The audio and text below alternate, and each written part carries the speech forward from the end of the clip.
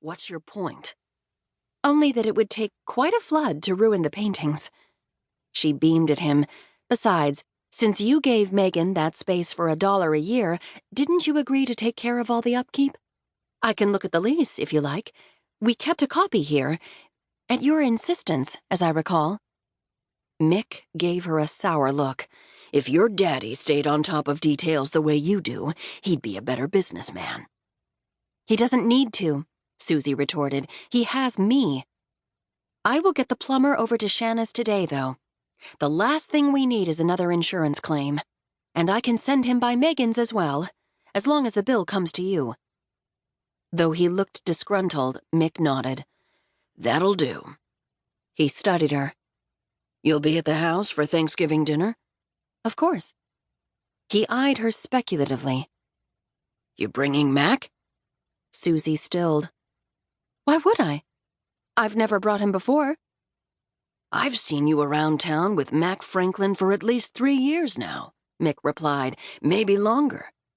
Isn't it time the two of you either got serious or called it quits? What kind of man drags his heels this long? And what sort of woman lets him? You deserve better than that, Susie. You're an OBrien, after all, even if you're not one of mine. Nobody would have gotten away with treating one of my girls that way.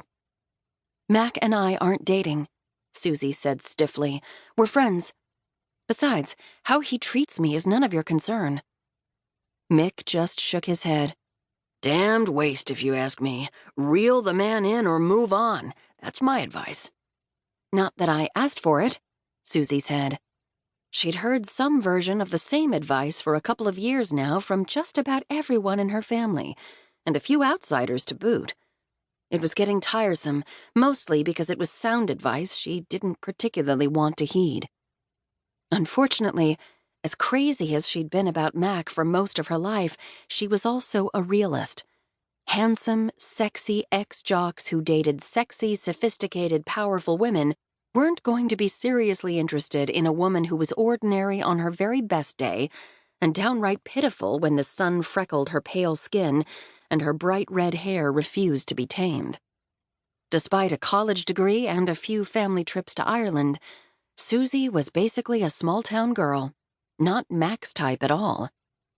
Though Shanna, who was married now to Susie's cousin Kevin, had suggested that Mack was as infatuated as she was, Susie didn't entirely believe her.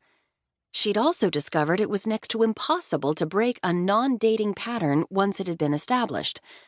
With Mack and her, it was practically carved in stone. Other than one kiss under the mistletoe that had gotten decidedly out of hand, their relationship was strictly platonic.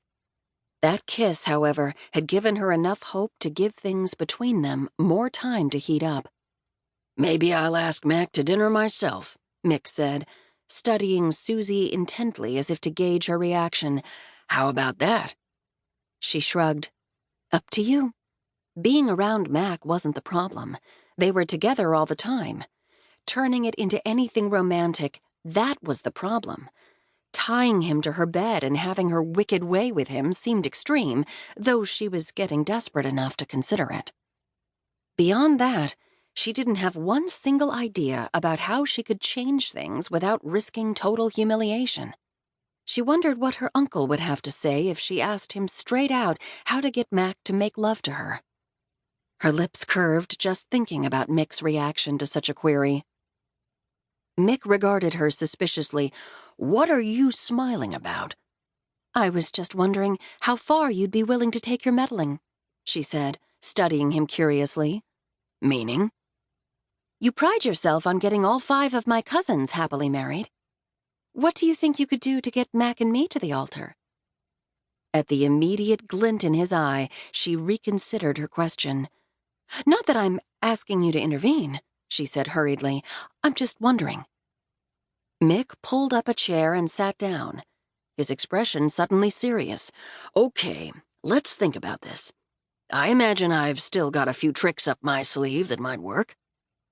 The daring side of Susie's nature failed her at the eagerness in his voice. The status quo might well be better than the disaster her uncle might unleash. Never mind, Uncle Mick. I think I'd better deal with Mack myself. You sure about that?